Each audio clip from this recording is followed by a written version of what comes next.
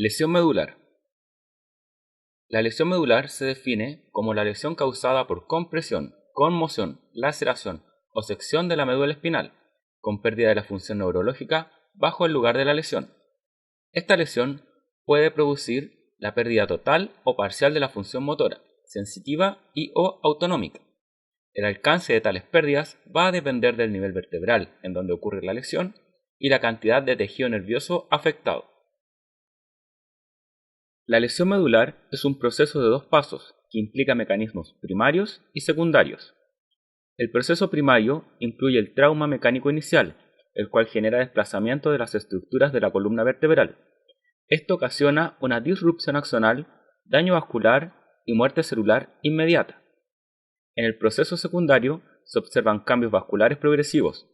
Estos se producen ya que el trauma inicial genera edema e isquemia, acompañado de la liberación de radicales libres y alteración iónica que genera excitotoxicidad. Existen 4 mecanismos que generan la lesión medular primaria. El primero es un impacto con compresión transitoria. El segundo, una laceración con transección. Tercero, distracción. Y cuarto, impacto más compresión persistente. Este último es la forma más común de presentación. El impacto con compresión transitoria se produce en pacientes con enfermedad degenerativa de la columna cervical que sufren trauma por hiperextensión. La laceración transección generalmente se produce por heridas causadas por proyectiles, luxofracturas o de tipo cortopunzantes. La distracción es el estiramiento forzado de la médula espinal secundario a la flexión, extensión, rotación o luxación, siendo más frecuente en personas con enfermedad degenerativa de la columna cervical. Finalmente, el impacto más compresión persistente se observa en las fracturas con estallido de cuerpo vertebral y retropropulsión de fragmentos de huesos, los cuales ejercen compresión en la médula espinal. Fisiopatología de la lesión medular. La fisiopatología se inicia con la lesión medular primaria, donde el impacto produce necrosis en la sustancia gris por disrupción mecánica de las membranas celulares. También se produce hemorragia, la cual deriva en infartos locales por hipoxia e isquemia. Posteriormente, se inicia la lesión medular secundaria, la cual se divide en diferentes fases, donde las más importantes desde el punto de vista fisiopatológico son las dos primeras, fase inmediata y fase aguda. La fase inmediata va desde el inicio hasta las 2 horas posterior al trauma. Se produce hemorragia, inflamación y edema general del cordón espinal, agravando así la isquemia. Esto es particularmente nocivo en la sustancia gris, ya que ésta es más vascularizada y con mayores requerimientos metabólicos. También hay hemorragia de la sustancia blanca, la cual se puede extender y afectar segmentos adyacentes o distales. Las neuronas localizadas en el área con isquemia sufren alteraciones estructurales y la vaina de mielina disminuye. Luego se inicia la fase aguda, la cual transcurre entre las 2 a 48 horas de iniciada la lesión. En esta etapa continúa el daño generado por el trauma y se agregan además alteraciones a nivel celular y bioquímico. Luego del trauma, las células de la microglía inducen la extravasación de leucocitos, como polimorfos nucleares neutrófilos y monocitos, los cuales comienzan a liberar citoquinas, como el factor de necrosis tumoral alfa, interleuquina 6 e interleuquina 1. Se activa el complemento y se generan especies reactivas del oxígeno. Todo esto permite una mayor extravasación de sangre, edema y daño tisular. Al existir isquemia, se produce hipoxia tisular con disminución del ATP, generando fallo de la bomba sodio-potasio ATPasa, lo cual impide la salida de sodio al extracelular y genera aumento de calcio en el citosol, proveniente tanto desde el extracelular como del retículo endoplasmático. El aumento de calcio produce la liberación de neurotransmisores excitatorios como el glutamato, lo cual genera sobreactivación de sus receptores, desencadenando excitotoxicidad, con síntesis y liberación de radicales libres. Además, se inhibe la producción de ATP y se activan enzimas que intervienen en la degradación de proteínas, ácidos nucleicos y fosfolípidos. La alta cantidad de radicales libres genera peroxidación lipídica de la membrana celular, con liberación de proteasas, produciendo la aparición de edema, mayor respuesta inflamatoria e isquemia. El fallo de la bomba sodio-potasio ATPasa produce un aumento del potasio extracelular, generando una excesiva despolarización de las neuronas, afectando la conducción nerviosa, siendo esto en gran parte responsable del shock medular. Cuando hay lesión medular a nivel cervical o torácico, se produce shock neurogénico, que se caracteriza por una hipotensión. La lesión de la vía simpática descendente de la médula genera pérdida del tono vasomotor y de la inervación del corazón. Se produce así vasodilatación de la zona afectada con acúmulo de sangre y disminución del gasto cardíaco, lo cual agrava el proceso de isquemia. Neuroanatomía de la médula espinal. Al corte transversal se observa que la médula espinal está formada por sustancia gris central, que corresponde a los somas neuronales. Rodeando la sustancia gris está la sustancia blanca. El asta posterior de la médula espinal está dividida en láminas de la 1 a la 6, las cuales son fundamentalmente sensitivas, encargadas de transmitir dolor, tacto y posición. El asta anterior está compuesta por las láminas 7 a 9, las cuales son principalmente de función motora. La sustancia blanca de la médula espinal está compuesta por fibras nerviosas mielinizadas y no mielinizadas. Las fibras mielinizadas de conducción rápida forman haces o también llamados fascículos. Estos pueden ser aferentes o ascendentes, que llevan información al sistema nervioso central, o descendentes o eferentes, que traen información desde el sistema nervioso central. Tractos espinotalámicos. Los axones sensoriales que transmiten las sensaciones de dolor intenso o nociocepción, temperatura y tacto grueso establecen sinapsis con las neuronas del asta dorsal, en especial en las láminas 1, 2 y 5. Después cruzan al lado opuesto de la médula espinal hacia los tractos espinotalámicos anterior y lateral. El tracto espinotalámico anterior lleva información de tacto ligero hacia el cerebro. En cambio, el lateral lleva información sobre el dolor y la temperatura. Fascículo grácil y cuneiforme.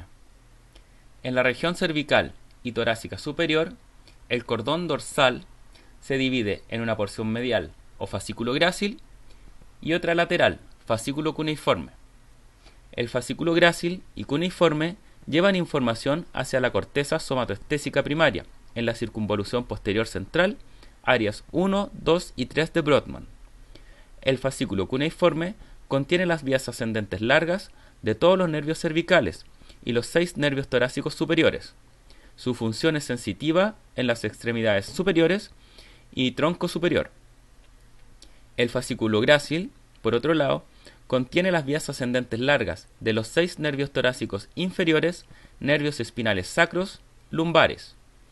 Su función es sensitiva de las extremidades inferiores y tronco inferior. Tracto córtico-espinal. El tracto córtico-espinal o piramidal parte desde el área precentral y premotora de la corteza cerebral. El 90% de sus fibras decusan a nivel de la pirámide vulvar y descienden por el tracto córtico-espinal lateral. El resto de las fibras no decusan y descienden por el tracto córtico-espinal anterior del mismo lado. Estos tractos contienen axones de la motoneurona superior, que provee información a las células del asta anterior de la médula espinal, donde inicia la motoneurona inferior, la cual está encargada de controlar la contracción muscular. Bien, ahora vamos a hablar de las diferentes presentaciones clínicas de la lesión medular.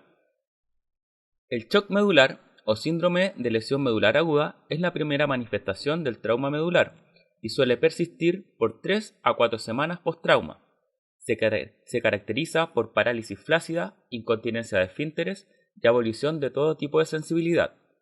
Transcurrido este periodo, se comienzan a manifestar las características de una lesión medular crónica. Síndrome medular central. Se puede presentar de dos formas, como una lesión central pequeña, generalmente causada por siringomielia, astrocitomas o ependimomas, o por una lesión central grande, donde la causa más frecuente es una hiperextensión cervical no traumática. Esta es más frecuente en adultos mayores que sufren de espondiloartritis cervical. Esta lesión genera compresión, hipoxia y eventualmente hemorragia en la sustancia gris, existiendo mayor deterioro en extremidades superiores, con pérdida de la sensibilidad y del movimiento.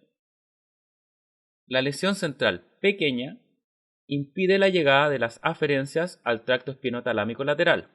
Por lo tanto, se observa compromiso de la sensibilidad termoalgésica bilateral con conservación de la discriminación táctil, la sensibilidad vibratoria y la sensibilidad propioceptiva, ya que esta lesión no afecta a los cordones dorsales ascendentes. En la lesión central grande, la sintomatología va a depender de la expansión del daño. Si hay daño de motoneurona inferior en asta ventral, se observa parálisis flácida bilateral, atrofia muscular a nivel de la lesión y signos de motoneurona superior bajo el nivel de la lesión. Si hay daño de la vía córtico-espinal, se observa parálisis espástica bilateral por debajo del nivel de la lesión sin afectar raíces sacras. Síndrome medular posterior. Se produce por lesión de los cordones dorsales, fascículo grácil y cuneiforme. Es causada por la oclusión de la arteria espinal posterior, sífilis o déficit de vitamina B12. Afecta la sensibilidad del tacto fino, sensación de vibración, también conocido como parestesia, y propiocepción de forma ipsilateral por debajo del nivel de la lesión. No se afecta el tacto superficial leve, ya que éste asciende por el tracto espinotalámico anterior. Este tipo de lesión genera la marcha tabética o taconeante, porque el paciente carece de sensibilidad propioceptiva, camina adelantando los talones y buscando referencias visuales para no caerse. Síndrome medular anterior. Este afecta a los 2/3 anteriores de la médula espinal. Su causa más frecuente es la lesión por compromiso de la arteria espinal anterior. Se produce también por compresión medular, por una hernia discal o por una lesión en flexión, ya sea una fractura o una luxación vertebral. La lesión de las astas anteriores de la médula y por tanto de la motoneurona inferior produce parálisis bilateral flácida y atrofia muscular a nivel de la lesión. El resto de la sintomatología se producirá bajo el nivel de la lesión. Cuando hay alteración de los fascículos córtico-espinales anteriores, se produce parálisis bilateral espástica, hiperreflexia y otros signos de motoneurona superior. La lesión de los fascículos espinotalámicos anteriores producen pérdida del tacto leve bajo el nivel de la lesión y de forma bilateral. La lesión del fascículo espinotalámico lateral produce pérdida de la termoalgesia. Indemnes quedan el tacto fino, la propiocepción y la vibración, ya que estos se transmiten por los cordones dorsales. Síndrome de hemisección medular, también llamado síndrome de Brown-Séquard. Se produce por luxofractura vertebral, trauma punzante o por un tumor en crecimiento. Si hay daño de la motoneurona inferior en el asta anterior de la médula, se produce síndrome de motoneurona inferior a nivel de la lesión, con parálisis flácida, hiporreflexia y atrofia muscular ipsilateral. El daño del tracto córtico-espinal anterior produce parálisis ipsilateral bajo el nivel de la lesión. El daño del tracto córtico-espinal lateral produce parálisis, hiperreflexia ipsilateral con Babinski positivo bajo el nivel de la lesión. El daño de los tractos no corticoespinales son los que producen la espasticidad. Cuando hay daño del tracto grácil y cuneiforme, en la columna posterior, se observa pérdida del tacto fino y propiocepción ipsilateral. Si hay daño del tracto espinotalámico anterior, se observa pérdida del tacto grueso y de la sensación de presión contralateral, ya que sus fibras decusan. Cuando hay daño del tracto espinotalámico lateral, hay pérdida de la sensibilidad termoalgésica también contralateral, porque estas fibras también decusan a nivel medular. Finalmente veremos el síndrome del cono medular. El cono medular está formado por los segmentos S2 a S5. Se produce por lesión del cordón sacral y de las raíces de los nervios lumbares. Hay trastornos sensitivos como anestesia o hiperestesia en silla de montar, que es la pérdida termoalgésica con preservación de las sensaciones de vibración y propiocepción. También se observan trastornos de esfínter, intestino y sexuales, los cuales son de aparición temprana. Puede o no haber reflejos sacros y por lo general el compromiso es bilateral.